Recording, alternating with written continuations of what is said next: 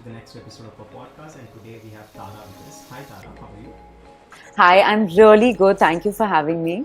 Yeah, thanks. Thanks for actually accepting our invitation after lots of conversations. Thank you. Thanks for sparing your time.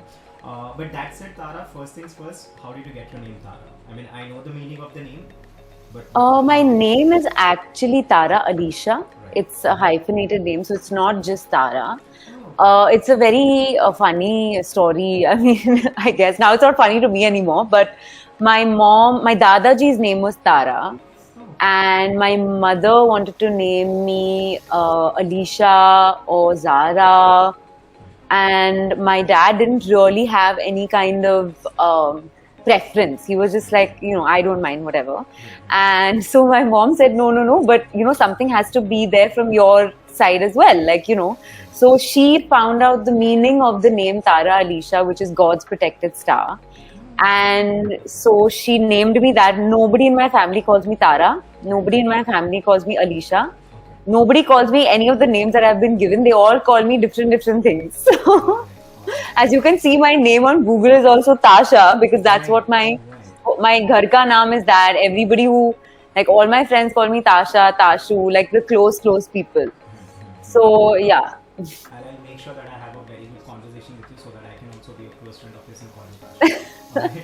Alright. But no, rest assured you'll have great fun. I mean, this is just the beginning.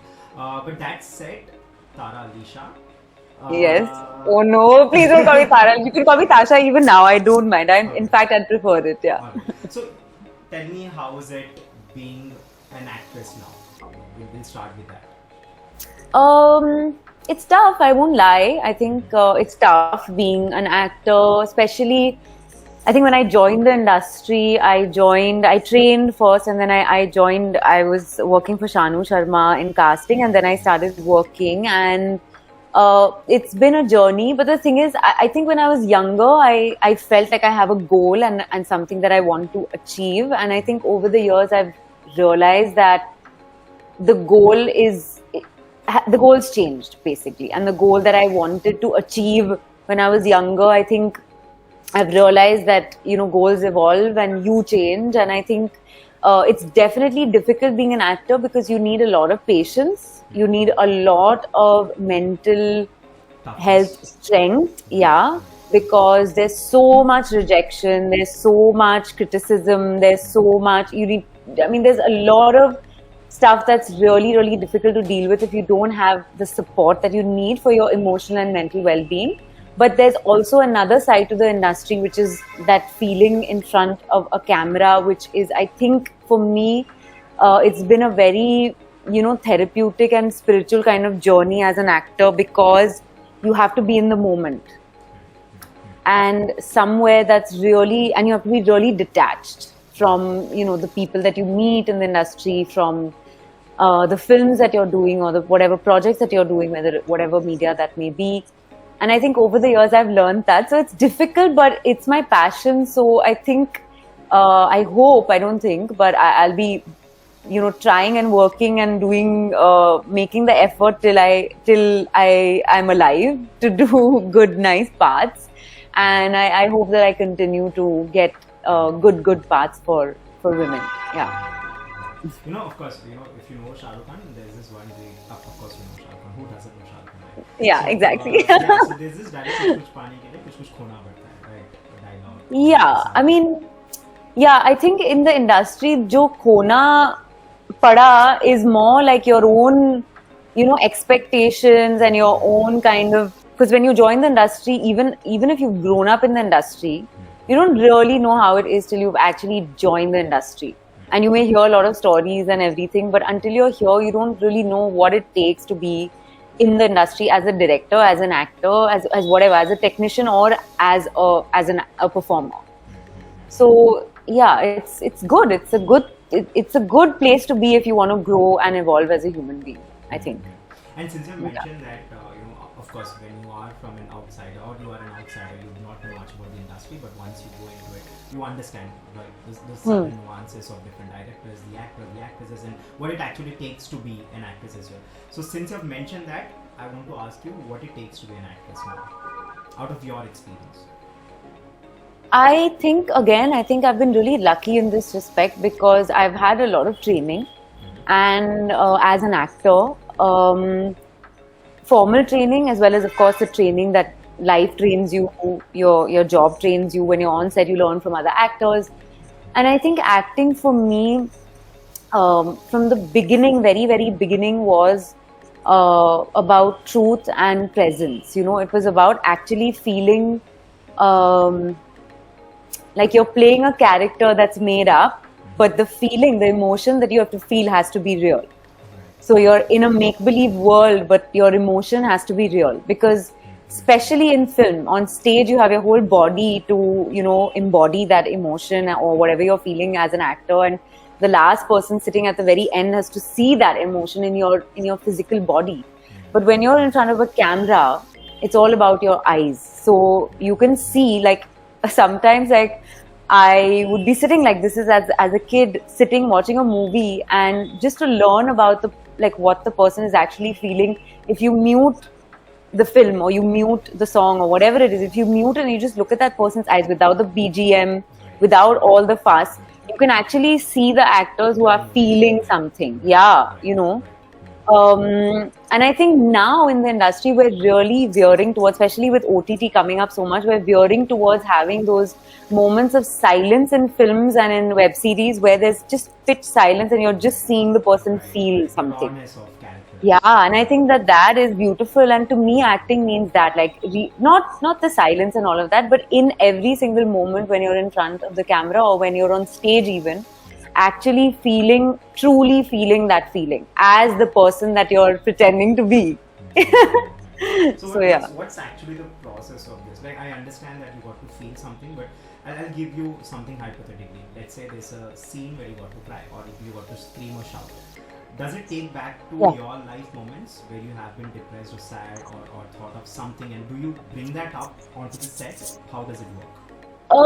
I think for different projects it's different. At least that's been my experience. And for different characters, as you grow as an actor, I feel we all learn things about ourselves and we all learn how to experience those emotions truthfully in the way that works for us. So I definitely do have, like, things that I know will make me feel vulnerable in a second. But sometimes, even if I'm thinking about those things, or even if I'm drawing from my life, or I'm doing a breathing exercise, or I'm listening to the music, whatever it is I'm doing that's worked in the past, it doesn't work.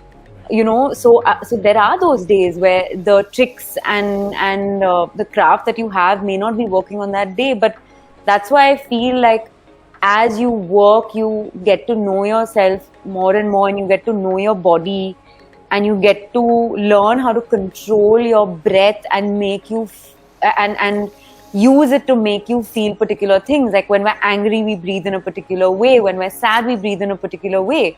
When we're happy, we breathe in a particular way. And if you just sit at any time, even if you read about this and you sit at any time and you breathe in that particular way, you'll start feeling angry, or you'll start feeling, it's physiological. Emotions are physiological. So that is definitely one thing. I think using the breath to do things, I'm definitely, like, I don't think I'm there yet. Like, I don't think I have full control yet. But I have the rest of my life ahead of me to get better and better at using my breath to help me get in touch with particular emotions. Using life experiences like my memories, the thing is that sometimes it can be too painful. Like thinking about like things where I remember I was doing a project and I had to continuously be crying, and we did multiple takes, and it was a really cute, light-hearted story. But the girl in the scene was just like, she just could not stop crying, and it seemed like it was like she was just crying uncontrollably and there was no reason. So I was sitting over there and I kept thinking, oh my God, like I kept thinking about losing people in my life who I love, and I kept thinking about that. And I've lost a lot of people in my life, like since my birth till now, like a lot of people, a lot of animals, like family members, like lots and lots of people and animals. And I just felt like I could not stop crying. And then when the next time I had a scene like that, I told myself, no, I'm not going to do this. I don't want to think about this right now, today. So what else can I do? And I went online and I looked for some videos that I know that usually like emotionally, tug at my heart or whatever, always relating to animals. And so then I can use something like that, But yeah. One thing about the industry is that Yeah. you work by schedules, right? You have your schedules, you have your routine, and you got to be there on that day, right? There's no if and buts, right? So I want to understand, let's say if I am not there yet today, let's say I'm not mentally prepared today or I'm not feeling good, I can postpone certain some of my things, right? I can do that perhaps maybe next day or day after. I have that privilege to do it myself. But you as an actress, I don't think you got that privilege, or I don't think you might also have, because sometimes you just give your assent and you have to be there. So how does it work when you're actually not prepared mentally, but you got to be there physically and also give the shots or do things that you ought to do? How does that work? In fact, at the times where I've had to be on set after something has happened in my life, which has been really, really difficult for me to come to terms with, I've actually been able to use my grief in those times as fuel as an actor. Yes, there have been times when I was younger, and I'm sure there'll still be times in the future where something really does shake me and where I find it difficult to come back to the character I'm playing. But people on set, and especially directors, are so emotionally evolved, and they are such, evolved beings who can really manage people really well. That's their main job, and manage emotions really well. And in the past, if I have had moments where I'm having a difficult time on set, I'm really blessed to say that I have had the closeness with my directors where I've been able to go talk to them, figure out how to get there, and then they've helped me get to that point that I need to be at on that day. But I will say, I feel more often than not, it actually does help me to process some emotions or direct those emotions towards something else, and then I can just let it go. Because at the end of the day, I really believe that, as a society and as people, we have grown up, and there has always been this mentality of, you shouldn't be emotional and you shouldn't be sensitive and you shouldn't, now that's changing, but you shouldn't like cry if you're feeling sad or whatever. And I think that over the years, especially as an actor, and my parents never did that with me, which I'm really grateful for. But as an actor also, I feel that it helps when you are in a place where you can just feel, because as human beings, we're filled with emotions.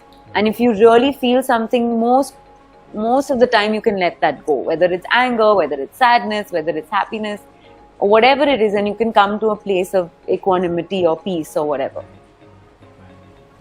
I love this word, by the way. Like, this is one of my favorite words. Yeah, mine too. I'm still striving to get there. Okay. But yeah. So since we've spoken about this, now you've also mentioned that you have lost people, which we all do, right? Apparently, Yeah. at one point of time or certain points of time we do that. But Yeah. let us not go there directly. I don't want to take you there. But yes, we would go there. But now, for now, let's talk about your childhood, right? And I understand what all I can hear from you is you're a well-learned person, right?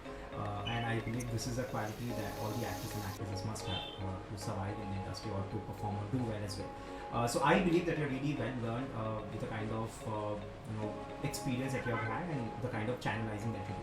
Because not much people know this or have this emotional intelligence to channelize certain weaknesses, certain grief into an energy giving output related anything, right? So I want to now understand how were you as a child, because now this is you are, but how were you back then as a child?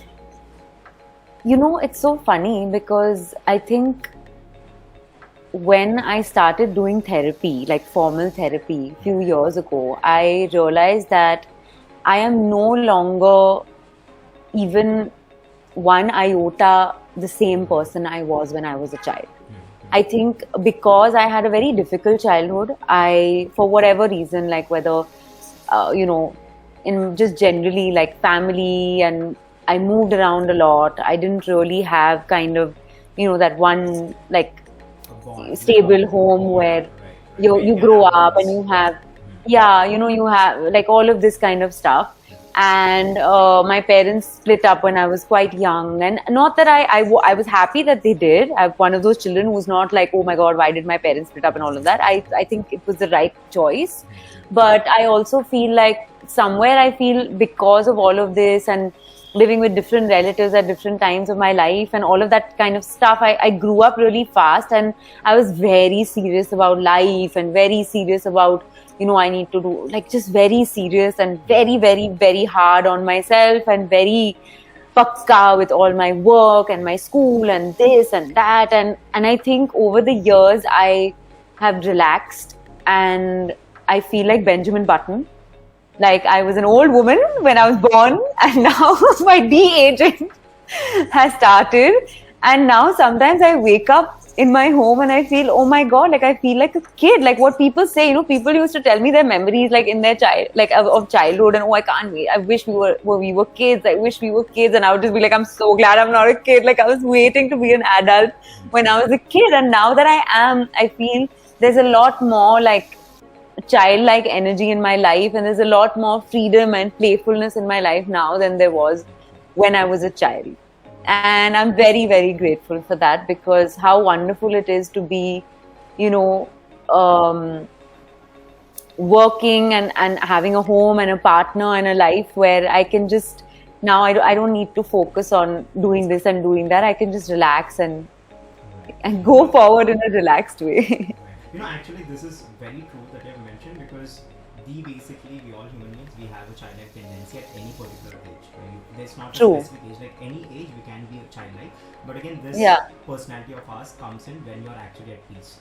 So no matter Yeah. what you do, no matter what you're going through, if you're not at peace, you can never channelize this energy, right? I can Yeah. understand, I can also feel the energy that you have currently, and this is because you have come to lots of things at peace, right? And you have come on terms as well on that aspect. Yeah. But perhaps in the childhood, there might have been certain issues where you had to be that person, or where you had True. to be that To person, survive. right? Yeah. In order to make sure that things are articulated in a particular way, processed in a particular way, and you go through your day-to-day life. So that's Yeah. I want to understand what happened in your childhood. Like, why were you so focused or so serious? And I also understand that your parents split up. I did not know it, of course.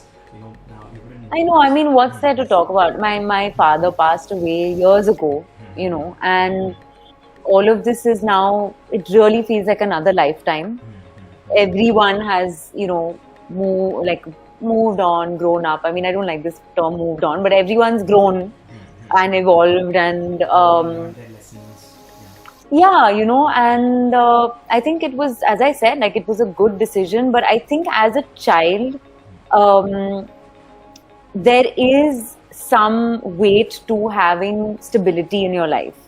So I was living with my parents, then I was living with my mommy, then I was living with my masi, then I was living with my granny, then I was living in college, then I was living again with my masi. So it's like all these people were really kind, and they all, like looked after me really well. And I'm so grateful to all the people who looked after me in my family when I was a kid.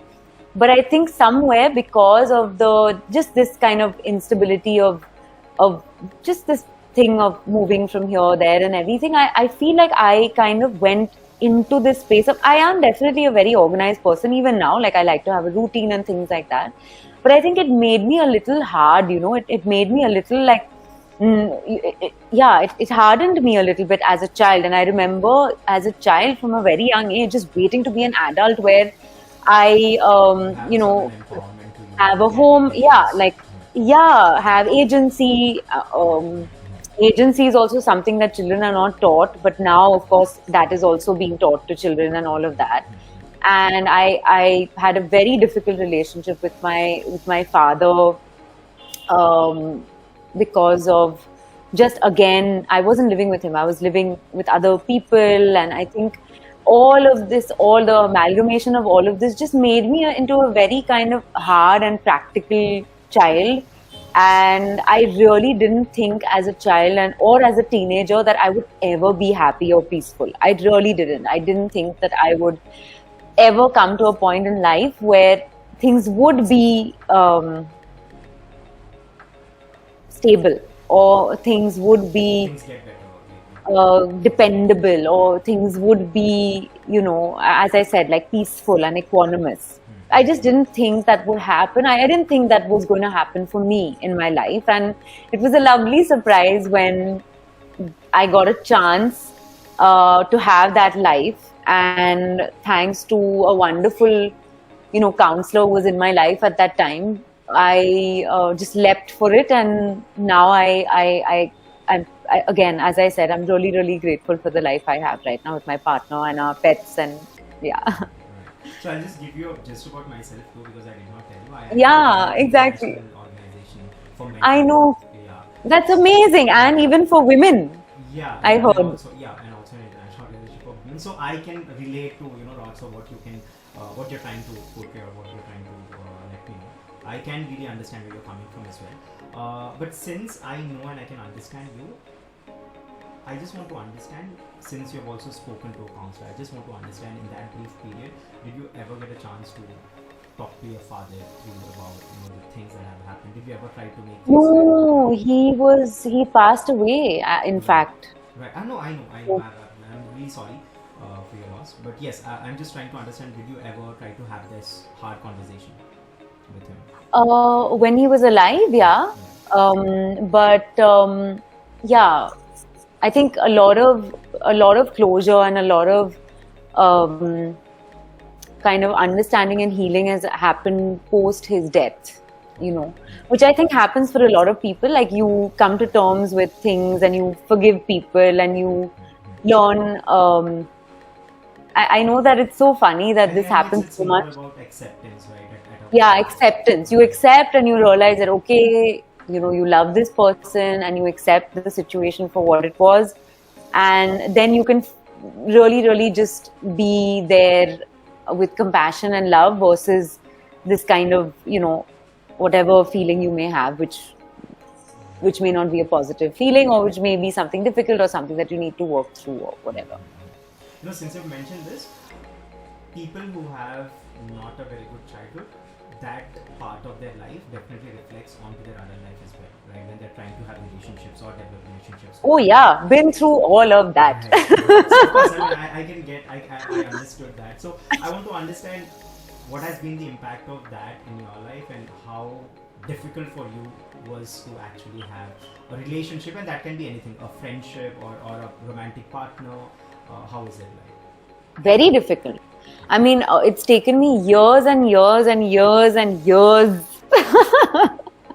because I'm so old that too. I'm just kidding. It's taken years, honestly. It's taken years and a lot of self-reflection and a lot of reading and working on myself to actually understand what my patterns are in choosing friends, in choosing relationships, because somehow we always choose when we haven't worked on ourselves and we choose to be are safe, carrying, right?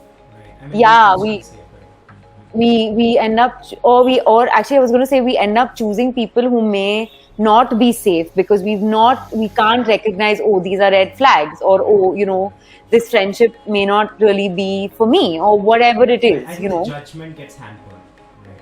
yeah, judgment gets hampered. I think I've been through a lot of that in life, and now again, like over the past, I don't know, 5-6 years, or yeah, 5-6 years, I'm able to kind of go into even newer friendships with self-respect and with respect for the other person, and with a deeper understanding of the kind of people that I do want to have in my life. And I have to say that I do believe that the energy that you give out usually is reflected back to you. And somehow in the past few years, I've met a lot of people who I feel are Your family. like they're friends. Exactly. I mean, I don't have so many friends. I've never been one of those people who has many friends. I'll have like 1-2 really close friends, and I will, yeah. So you understand, like you do everything for those people, and they're literally like your family, and that for me is means more than anything. Like I've always believed in chosen family since I was a child. Even if that means there are your relatives, like even if it means you're choosing your relatives as your chosen family, or even your parents as your chosen family means much more to me than the family that you're born with, because that means that you are making a commitment to be there for that person in a very strong way and in a very committed, respectful, compassionate way, versus yeah, any other way that could be. At least No, for no, me, that I was. really appreciate the word that you use, respect, because most of the times in relationships we do forget the term respect, right? I mean, it goes to Yeah. the toss when you are being with someone for a much longer period of time. Yes. And I also know that people with a certain baggage from their childhood, they become more of a giver, right, rather than receiver. True. Yeah, they try to make sure that people around them are happy. They make sure that they sacrifice things, and sometimes do not understand how to draw that boundary. So did this happen to you as well? True. Versions of that, definitely. I mean, I've been in, uh, relationships, multiple relationships with people who've been drug abusers. I have been in relationships with people who've been emotionally unavailable. Again, see, all of this kind of feeds into exactly what you're saying. Because in those relationships with those people, you'll definitely be the one who's the giver, and you'll definitely be the one who's, you know, Who's trying to look uh, out for everything? who's trying to make it, yeah. And also this whole thing of making everything, like it really suited my childhood ways of trying to fix everything and make everything, good, and bring it like line pe laake, like making it all like whatever. But I think again, I'm so blessed that I, for some reason, never had this kind of stigma, or even though I know that, like, my family is also not really so keen on, like a lot of other families, on therapy and stuff like that. Like I think it's one of those things. It's a very complicated thing in India, I think, still. So I'm glad that it didn't cross over to me. And I did get help when I felt I needed it really desperately.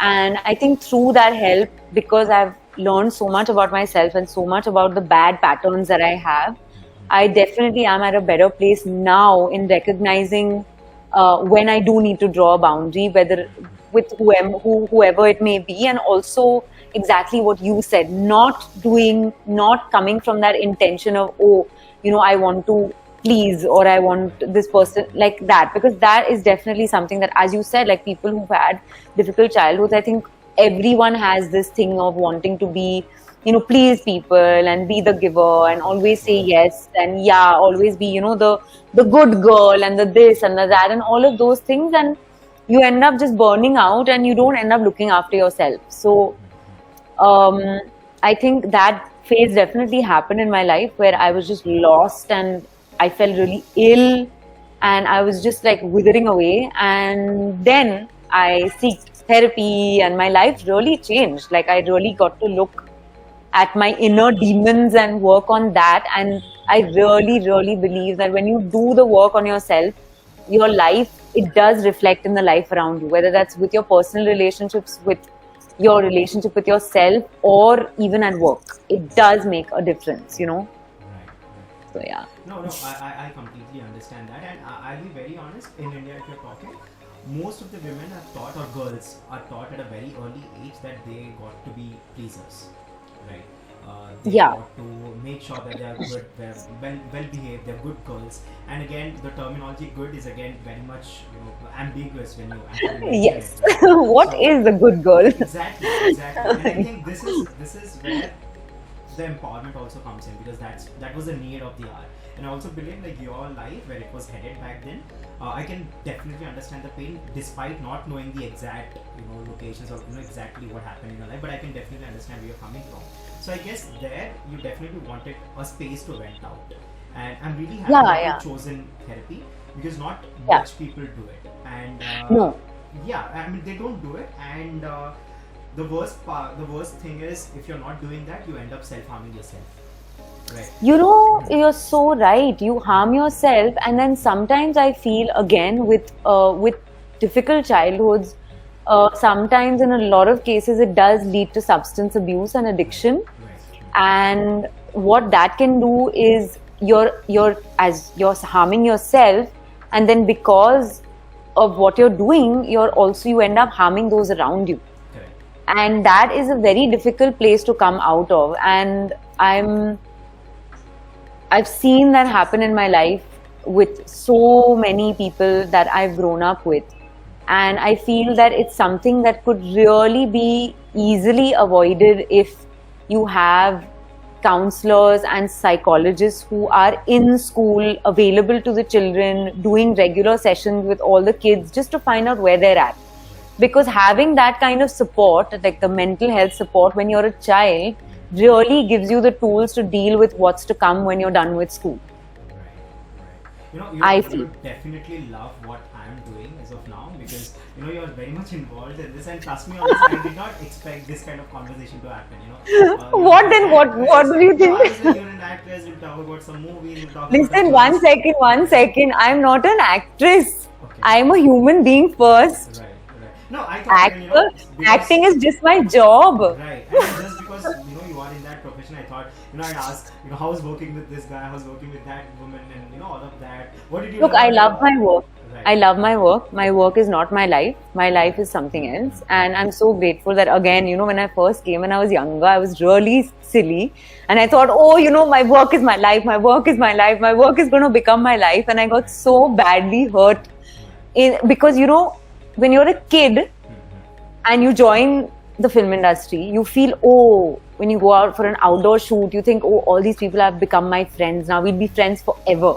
Even in school, when you go on a field trip, you have your field trip friends, and then when you go back to school, those people will not talk to you only. Right. They'll be like back in their benches, you're back with your friends, nobody cares about each other. They're like, jao, karo, maro, jo bhi hai. So, it was a very good lesson for me also. The only reason that I actually mentioned this, that you're an actress, is because most of the people out there, they think that actor and actresses, right, it's so cool. Right. Of course they do. I really want to make sure that the myth is broken somehow, or Please. get to understand, because that's what happened with Sushant Singh Rajput as well, unfortunately, because lots of things have happened, lots of things have been speculated. I'm not going with the media thing because I really Absolutely. don't want to go there, but I really believe that actor and actress, they do have a life, and it also hurts the same when they are commented in a certain way, abused in a certain way, judged in a certain way, and also thinking that they're just full of happiness is a bigger miss. And I just wanted to come there, but you interrupted me, so I just want to tell you this. But I also want to make sure that people realize that out of profession there's a certain life, right? And we are sometimes too much engrossed, because for the longest of period, even I didn't know that psychologists also need psychologists. I thought they'd repair themselves up, right? But yes, they do also need their own psychologists, and I got to know after I got associated with mental health so much, and I guess that's where I got this maturity. I don't know if that's something I want to mention. That said, let's go on to the funnier side of yours. What are your hobbies? Funnier. My hobbies, I love spending time at home. I know that's not considered a hobby, but really I love it. I love spending time with my dog and cat and my partner. Spiritual friends, I don't know. Spiritual friend. Yeah, I know, right? Because I also I love being at home. Even I love being at home. I love spending quality time with those that I love, whether it's my pets, whether it's my partner, whether it's my close friends. That's definitely a hobby. I know that doesn't count for most people, but for me it's like a hobby for sure. It should be a separate one.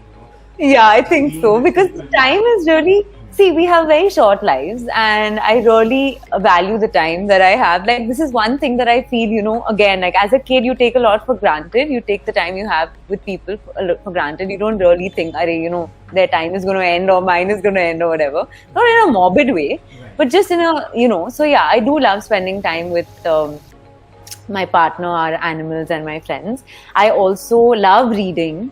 I recently read a lovely book. I mean, it really moved me so deeply, called Eleanor Oliphant, is completely fine, and it's a lot about mental health and childhood trauma and this, and I feel like I really grew from reading that book, and I really want to read it again, and I will soon. But I love reading. I love working out, and I don't mean like going to the gym and pumping. Like I love doing some activity, like whether it's badminton or whether it's doing yoga. Yoga is an all-time favorite. I've been practicing yoga since I was 13. So yeah, yoga is definitely something I do at least, thrice a week. Love walking to places and stuff like that. Also, if you ask my partner this question, he would say I love sorting out the dishes in the kitchen because because he'll find me like in the day just like in the kitchen just like organizing stuff. I do like organizing things. So yeah, what are my other hobbies? Do you cook? I love cooking. I love cooking. Yeah, I find it very therapeutic. I know, right? I know. Yeah, it What is. part do you like the most? Do you like the whole process of cooking or feeding someone? Because there are two parts to it, right? You're cutting and you're making, or is it both? So I love that time in the kitchen when you're alone making something, listening to music or a podcast or whatever, or even listening to nothing and just being there, getting everything ready. And I think the true like reward of cooking obviously is when you get to feed people and they appreciate your food. Because the whole idea is not for you to sit and eat it. It's like for, I mean, of course, I also eat it and enjoy it, but yeah, it is about other people. And that's something actually, my grandmom taught me how to cook. And she was like a chronic feeder. Like she was one of those people who, if you went to her house, like if you and I went to her house, the first thing she would do is make something from whatever was in the fridge and feed you. And it would be delicious, whatever it was. Like she was just one of those people. Till the day she passed away, but yeah, till the very, very end, she was like feeding people. I really believe that all the great chefs or cookers, or I don't know what to tell them, but I think they are all people who love feeding. I mean, Yeah. That's the end result. You're so right. Right, and I'm a very trouble person there. I make sure there's lots of trouble because whenever I cook, I make sure I ask how's it, and I sometimes overdo it. Right. Is it nice? Is it nice? Yeah. Is it nice? And I do it twice and thrice. My sister, she's like, what are you cooking? Because I've told you once, don't ask me again. Oh God! I do that. What fun! But what is your favorite thing to cook? Like, what do you cook? Like, Anything. if I came to your house, what would you feed me? Like, I'm a new person, right? Like, so what would be the thing that you would feed me? It depends on the season. Right? Tell me what season Oh. you're coming.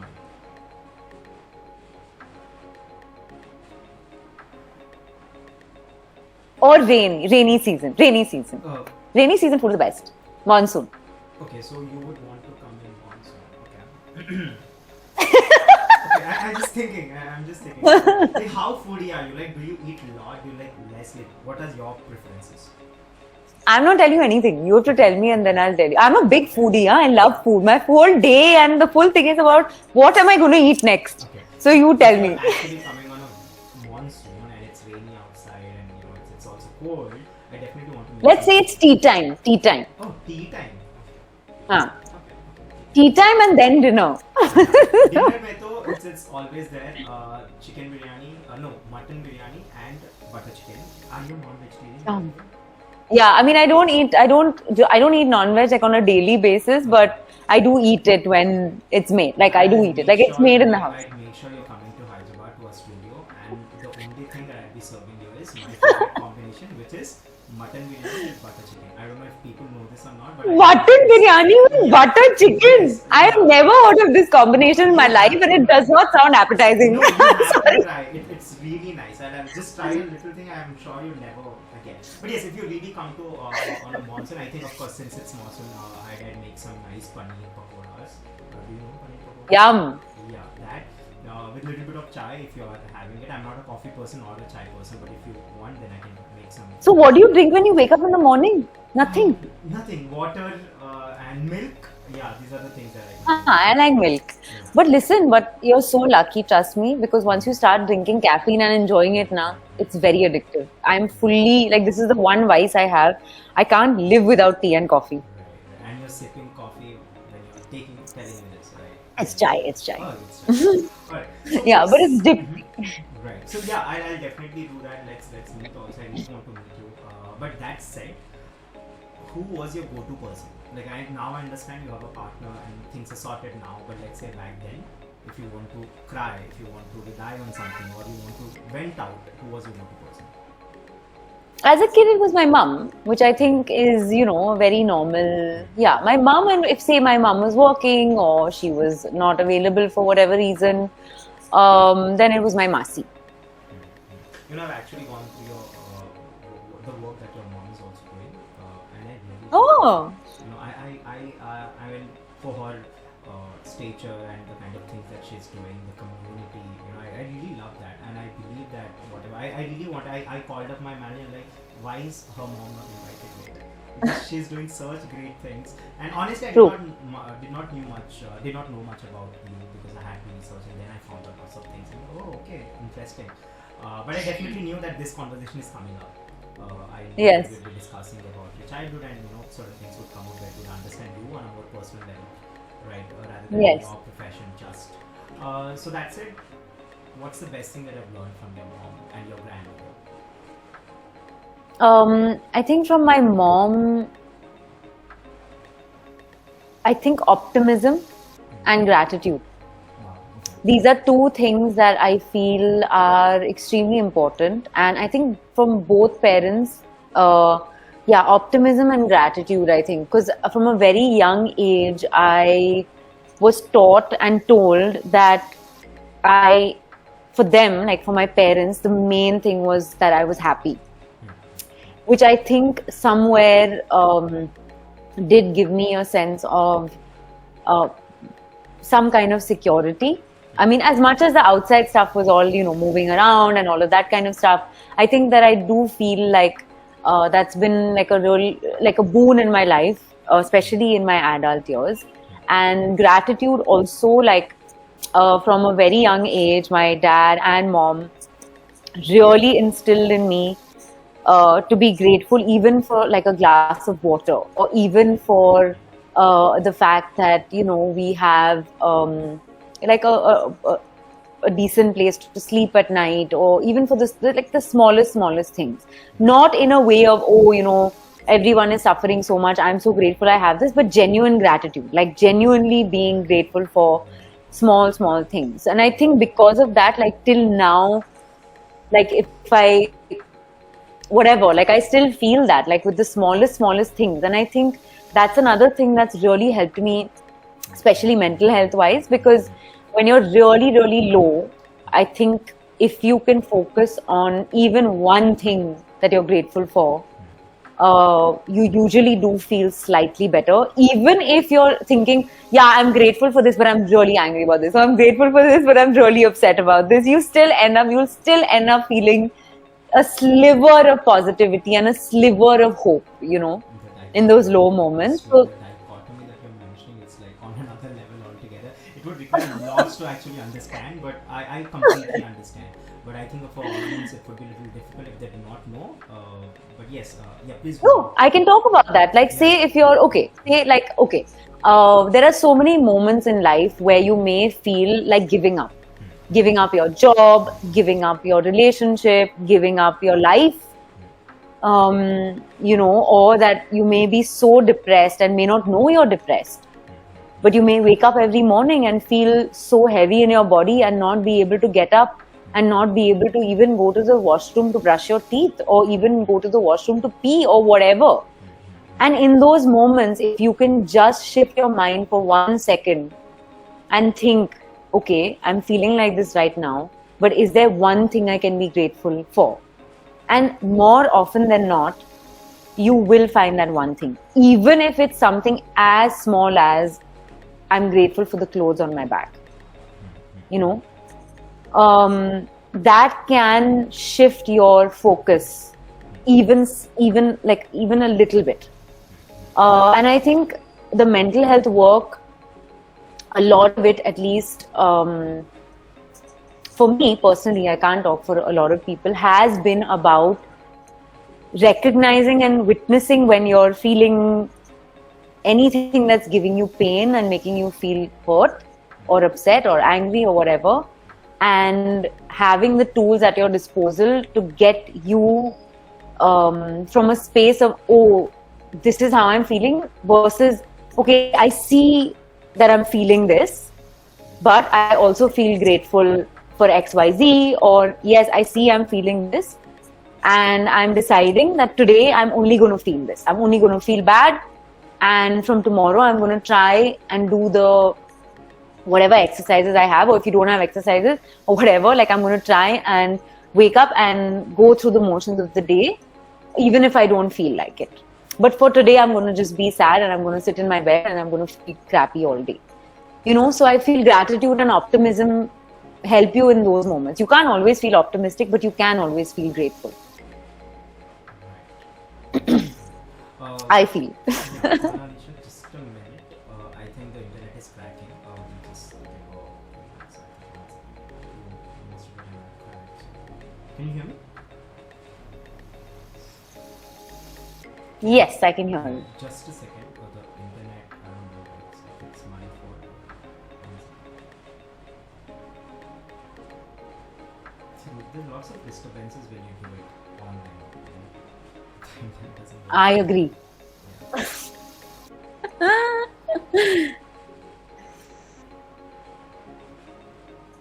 I think it's better now.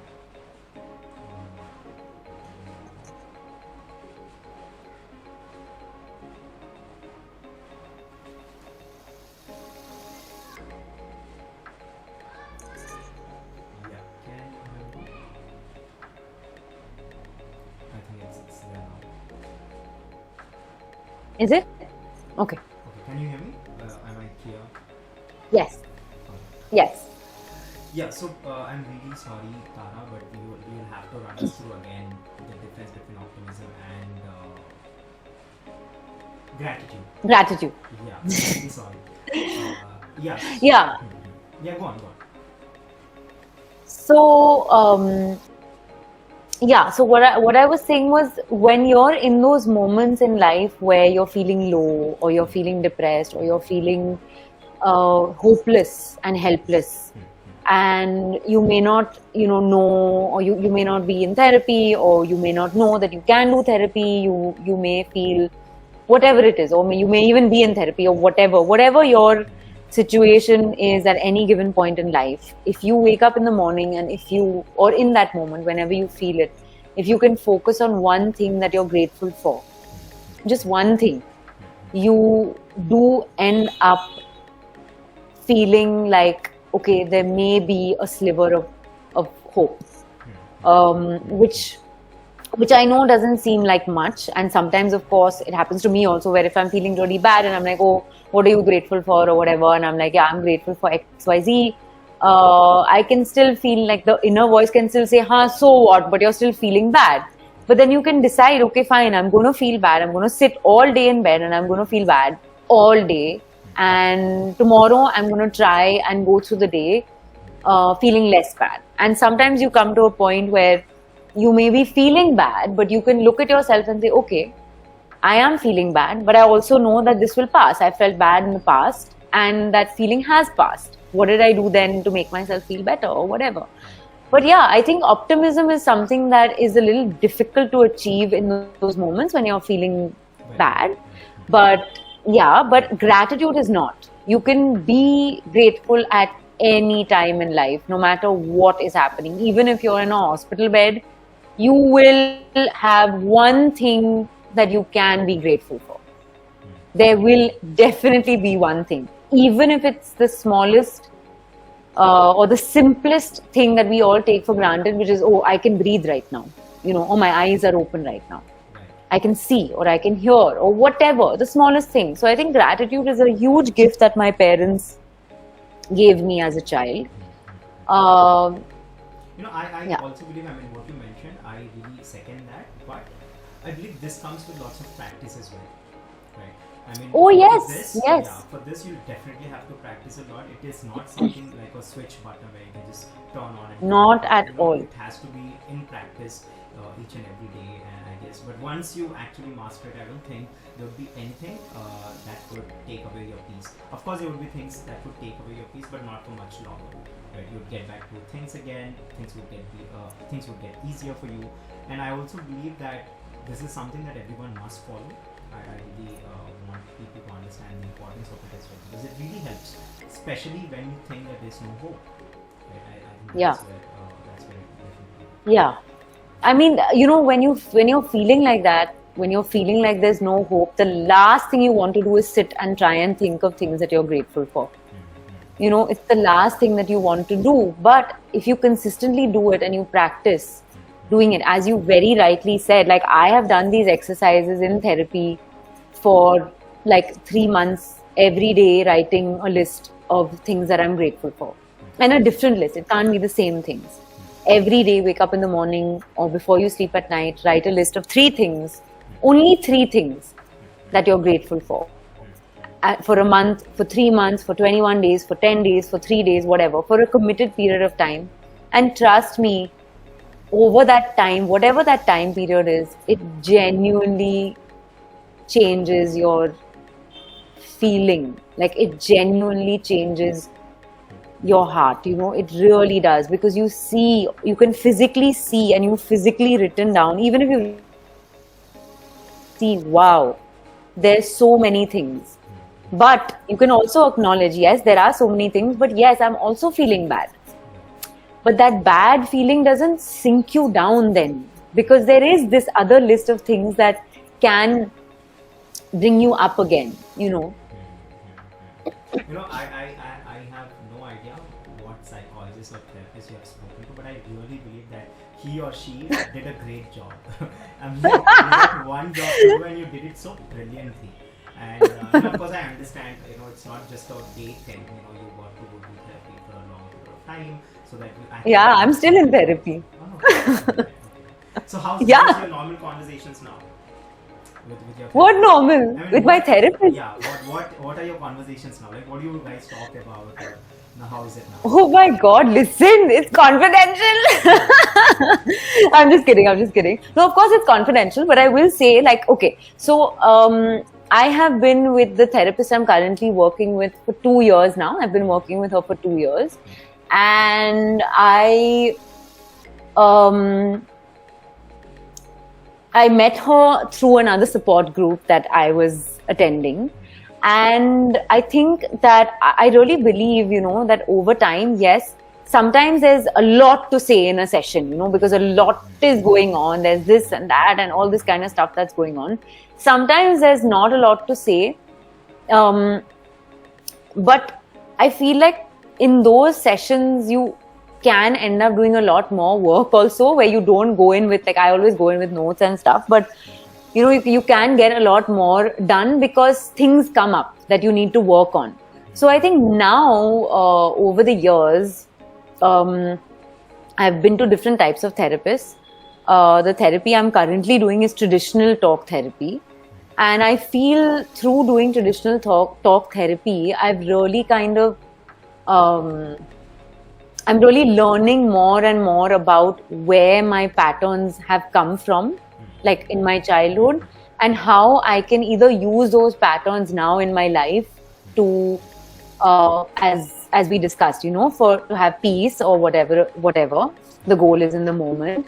And of course, there are some patterns that I need to work on, which are not great patterns, which may cause like issues in my friendships, my relationships, and things like that. So I think as you grow, see, I'm one of those people who doesn't believe that there's ever going to be a time where I can't evolve or grow as a human being. I will always work on myself. I've seen my mom do it, and I've seen my grandmom do it. I've seen my Masi do it, like all the women in my life. And I will also do it till the day I die. I will be growing and evolving and trying to learn and as a human being. And therapy really helps me with that, because it really appeals to my logical and practical side. And it helps, to recognize and learn about patterns and change them or work on them to make them stronger, the good ones. Alright, so one thing that I've also known, apart from this deeper or intense side of yours, is you're also a prankster. Right? A what? You're a prankster. You do pranks, right? A prankster? No, I'm the worst. My manager told me the other day that she was talking to him. You suddenly told that I'll do everything, but I'll not switch on the camera.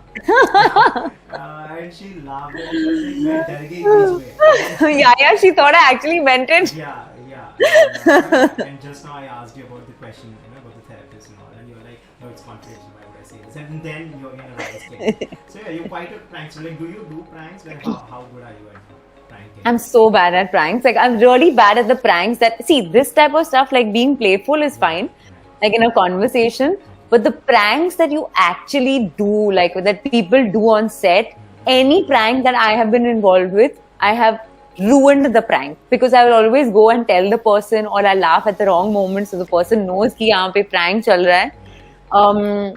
I am the one who gets pranked because I don't expect it. Not always, but some people can prank. Like, do you like surprise gifts? No.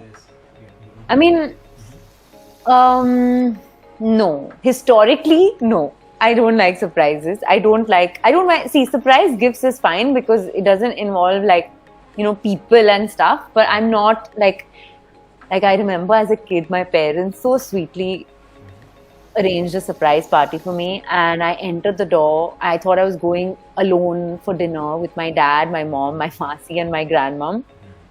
And they were like, "Oh, we just need to go home to pick up XYZ or whatever." I was with my Masi.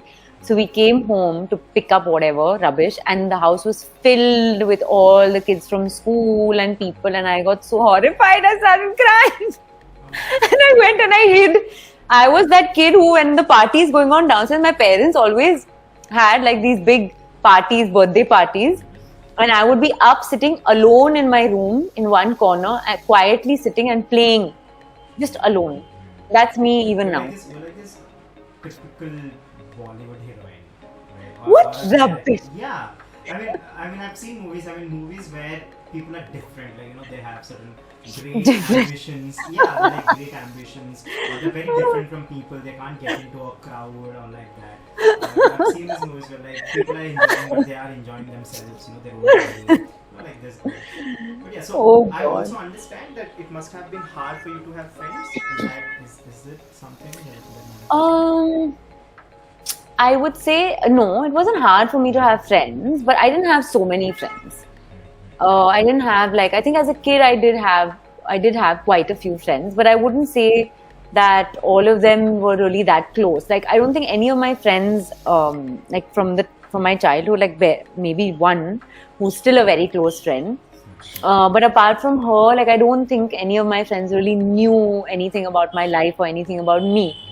And going forward also, when I was in school and stuff, I'm a very fiercely private person. I know right now I've talked a lot about a lot of personal things, but I am a very... Everything as a thumbnail, so everything would be a clickbait. That's fine, but no, I want people to know about, especially mental health stuff. I want people to know that about all of this, and that there is help out there and different things. But yeah, I think that I think I've kept myself very, as I said, I was very serious, and I took life very seriously. I took myself very seriously as a kid and as a teenager, and I'm learning now to be less, serious, not serious, but not take everything so seriously and things like that. So yeah, I think as a kid, I did have friends, but I don't know how close we were. But I think the friends that you make as a kid also, if you change a lot, over the years, sometimes you don't end up retaining those friendships, So I think that's natural. The friendships that have been retained are the ones where all of us are kind of close, and we know a lot about each other's lives, and there is that sense of family, as you said earlier. There's a sense of family. So we'll come to the main question of our podcast, which happens to be on live. So what I do is we generally call upon different guests, and I definitely want to understand what's their perspective on life. What do they think about life? And I know it's a very big question, but if you can sum up in certain words, what do you think life is all about? I'd be glad. Life is all about living in the present moment. I think if you see old people, the old people, like the people who really lived like till they're 80, 90.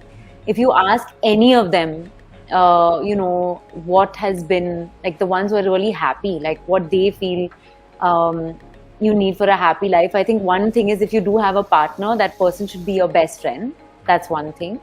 And first and foremost. And the second thing is that just to live life, like do the things that give you joy, whether that's having a kid, whether that's having animals, whether that's traveling, whether that's, as you said, feeding people, like to live life to the fullest and not take a second for granted.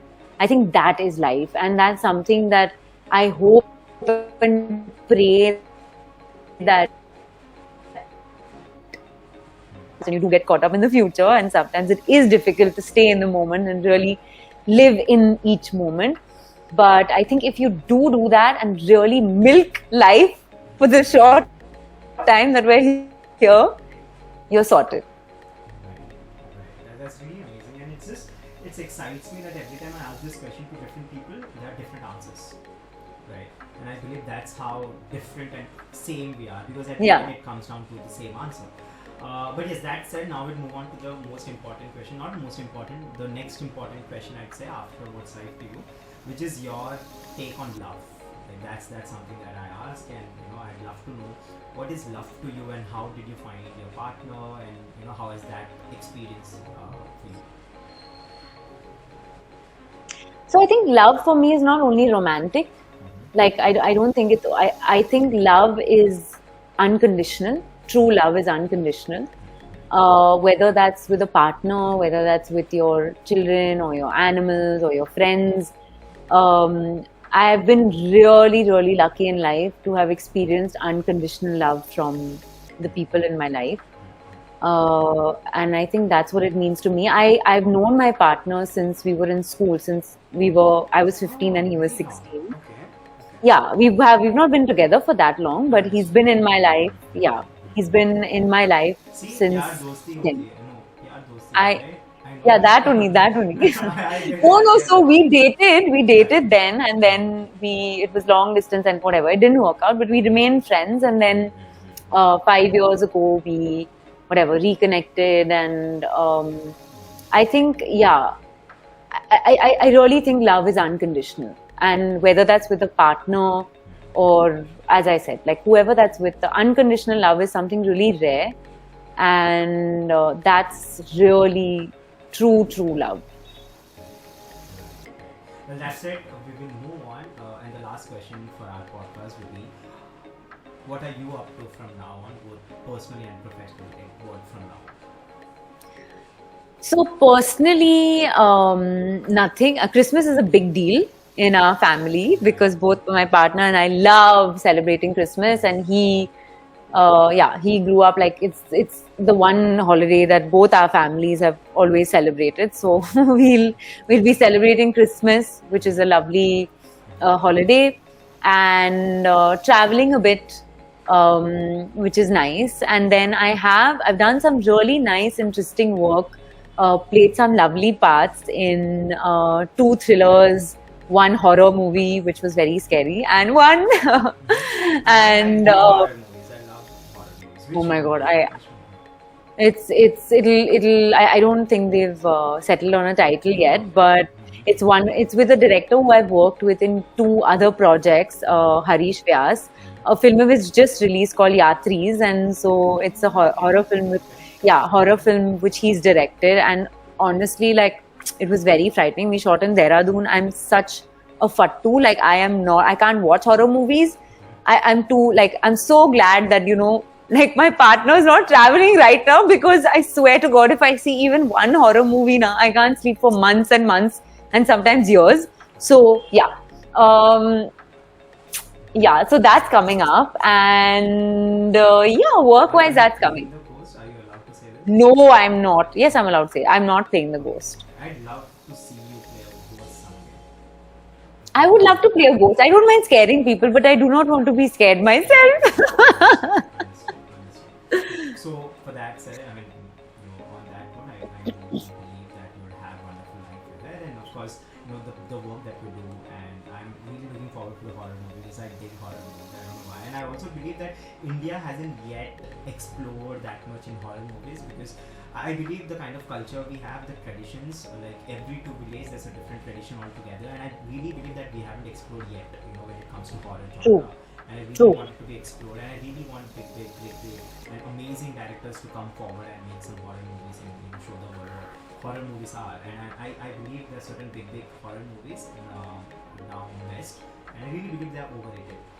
So Yeah. I really want some nice horror movies to be. But what kind of horror movies do you like? Do you like the psychological thrillers?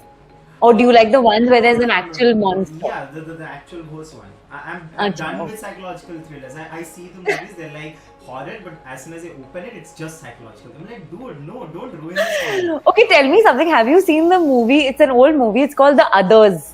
I did. Did you think that was horror? Yeah, I did think, but again, Did you think it was scary and good? I found it good. You did not? I loved it. It is the one horror movie that at the end, when they reveal, I don't know if anyone's seen it, it's the audience, I don't want to say anything, but guys, if you like horror movies, then watch The Others. It is really good. And there's a wonderful twist at the end, which you'll just be like, huh?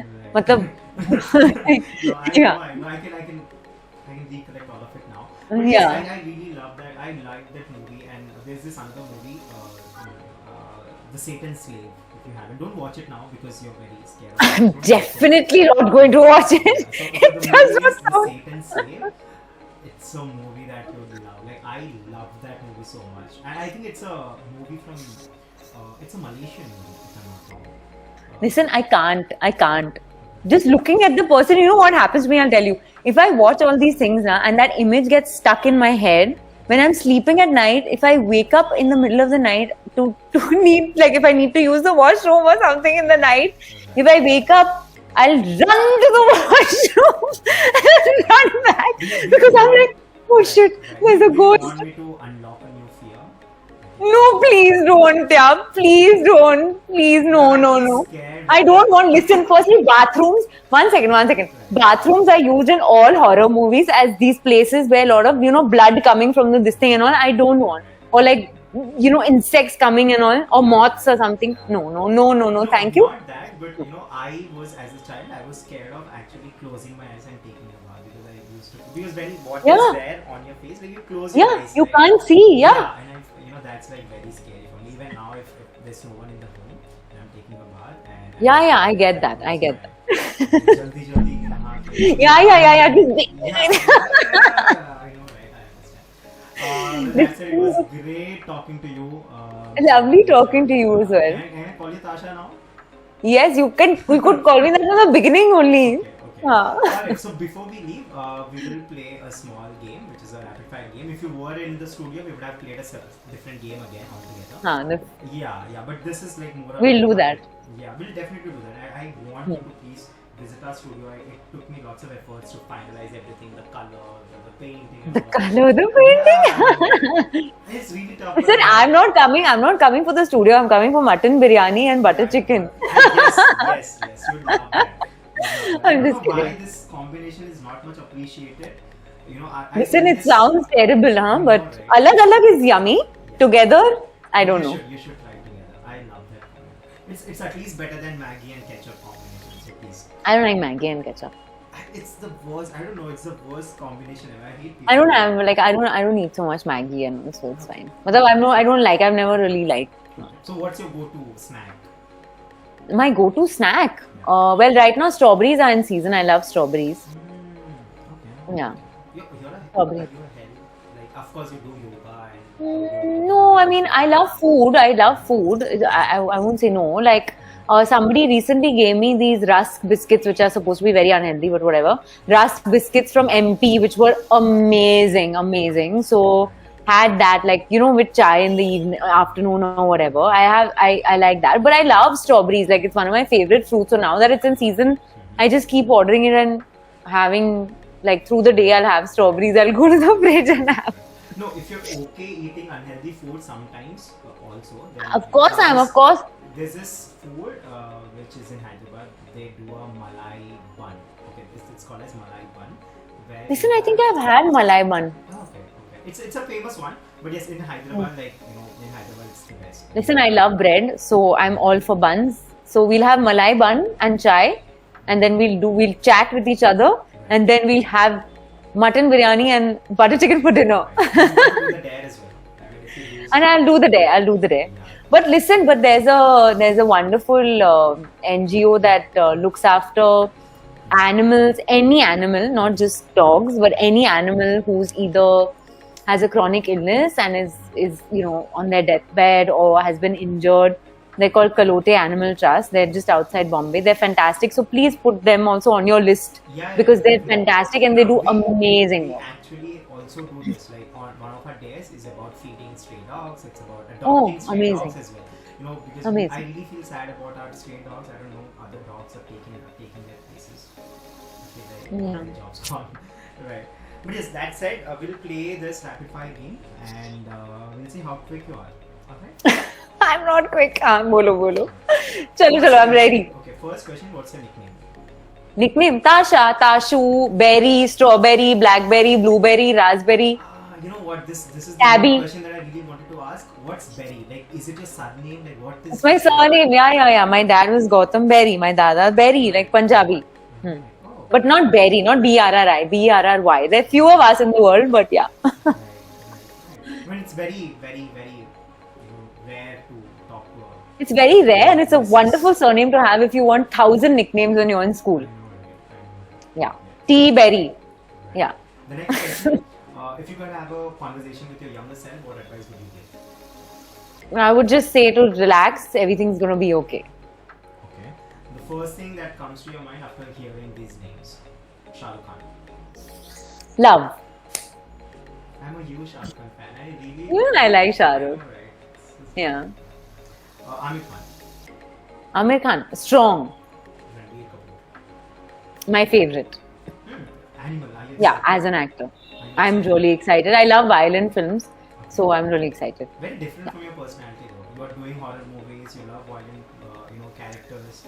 I think I've just, I've like as a child and as a teenager, I was so into like rom-coms and all of that, like watching rom-coms and all of this stuff. And then now suddenly, like, I've just completely gone the other way and I love psychological thrillers and all of crime related stuff and all of that. So, yeah. Understood.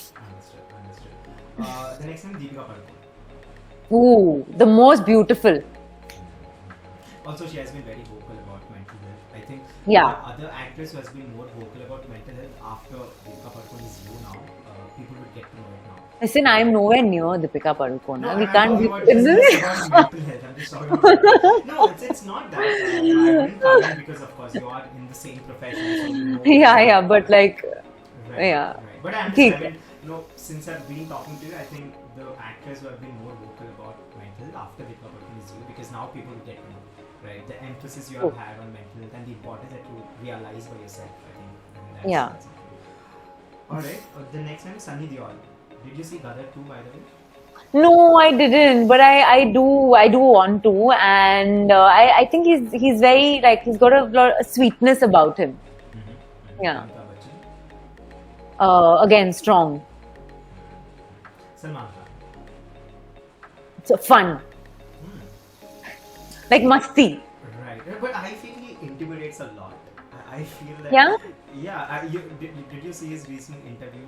I think after No. success, there was this interview. I'm like, dude, Salman Khan, it's okay. Don't scare them. No, I didn't watch the interview. Right. Alright. What's your comfort food? Rajma chawal or khichdi. Okay. If you could trade lives with a celebrity for a day, who would it be? Life with a celebrity for a day.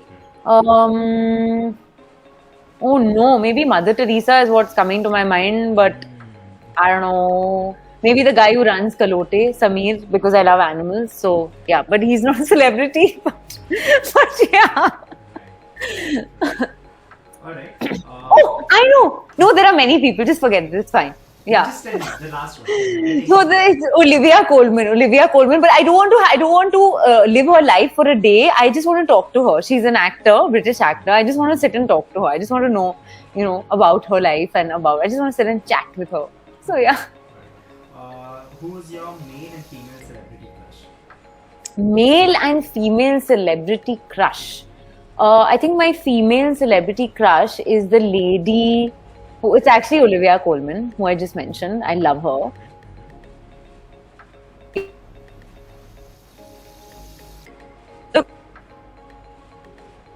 Please watch it. It is again a crime solving show. It's amazing and they're brilliant actors. Tasha, you got cut in between. After Oh, Olivia no. Colman, you got cut. I'm really sorry. Acha. Olivia Colman and David Tennant.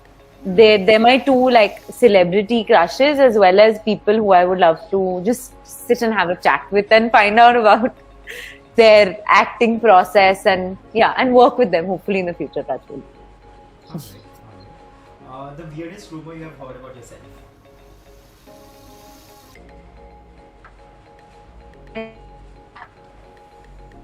Oh.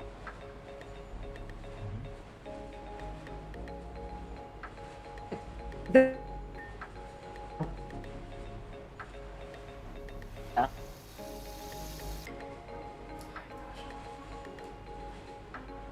That-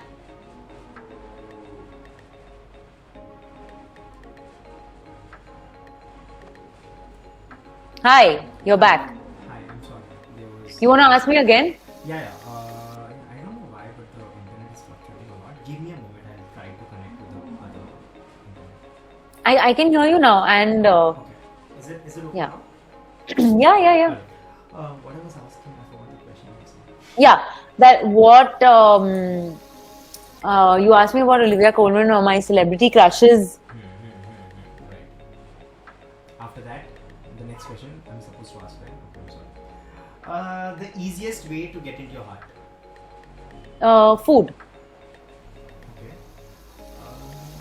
What's your favorite food, by the way? I did not ask you your favorite. This rajma chawal, khichdi, No. chai. Go to food and the favorite food is same. Yeah. I love khichdi and I love rajma chawal and I love chai. I can live on chai. Like I don't mean chai like boiled chai. I mean the chai that I make, which is very light tea. But yeah, Okay. If you could be invisible for a day, what would you do?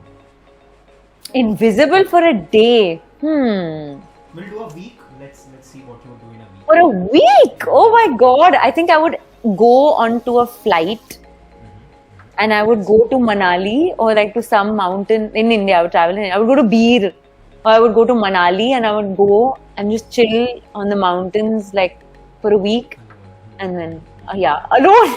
And then Right, I mean, of course, you're invisible. such a boring answer, but that's actually what I would love to do. I love Oh, you. I love you. The place is so out of the world. I really love that place. yeah, I would go to the mountains Where for would you sure. sleep?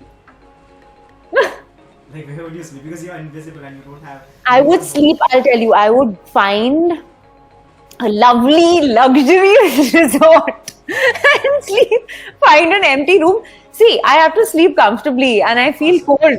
So I'll go and I'll find some lovely, bed in some lovely place. You see, Manali, the thing is that I've traveled to Manali quite like often, and there even the most basic resort or whatever over there or hotel or whatever will have really comfy rooms and stuff. So yeah. No, I know this. Manali, when I was a kid, like when I was a Huh. kid, I was this movie, of course. Ye Jawani Hai Diwani, right? I Yeah. think that has Amazing movie. That's a great movie. And I was in my school, like probably what 6th or 7th. I was too young back then. Yeah, but I really loved But what it. a great film! What lovely music! Oh my I god! fell in love with the director as well after that movie. I really loved it. What's happening?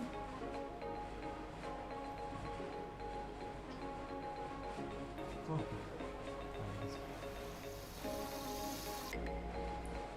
You're back. yeah, I'm sorry. I don't know what's happening. Please don't be sorry. Please don't be sorry. No. I mean, not that way because we are in the conversation and it's just. Arey, it's sparkling and okay. it's just- yeah. So I really started loving Ayan Mukherjee after it. Like I really loved, and then oh my god, it took lots of time to make another movie. I know. Yeah, and Brahma. How did you like Brahma story? I still haven't seen it. Okay, alright. The next question: the weirdest rumor you have heard about yourself. I have not heard any rumor about myself, yeah. Not one. Alright, alright. Did Yeah. anyone ever write a poem for you? Yes. Okay, wow. Yeah. Is it like what, romantic poems or like normal poems? My partner writes poems for me all the time, but they're usually very funny. Is it like 1, 2, 3, 4 kind of a thing? Because, They're funny. They're funny. They're things that make me smile and laugh. okay, alright. Yeah. Okay, 3 qualities you look for in a romantic partner is, of course, you already have a partner, so this question doesn't apply for you. But you tell me 3 qualities that you really like about or love about him. About my partner, I love the fact that he is generous. I love the fact that he's an extremely generous person. I love the fact that he is very, very hardworking, because that's something that I really admire in people and especially in him. And I love his intelligence. He's a very, very intelligent person, and I get to learn so much from him about so many different things. So yeah, I really love these 3 things. There's so many more, but these 3 for now. Alright, next question. If you were to die tomorrow, what would you do today? If I was to die tomorrow, I would spend the rest of the day with my partner, my dog, and my cat.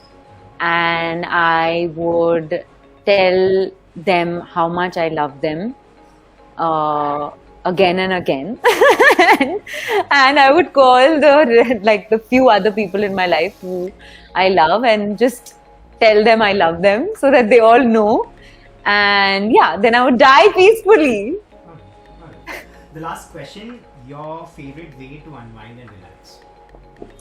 My favorite way to unwind and relax is usually to. Sorry, I'm laughing because my favorite way to unwind and relax is usually to walk my dog. I love walking my dog. So that's one. I have many things. I love walking my dog. I love organizing my kitchen. It really helps me unwind and relax. Trust me, I know it's very strange, but I do like. Do you annoy your cat? I love annoying cats. I don't annoy my cat.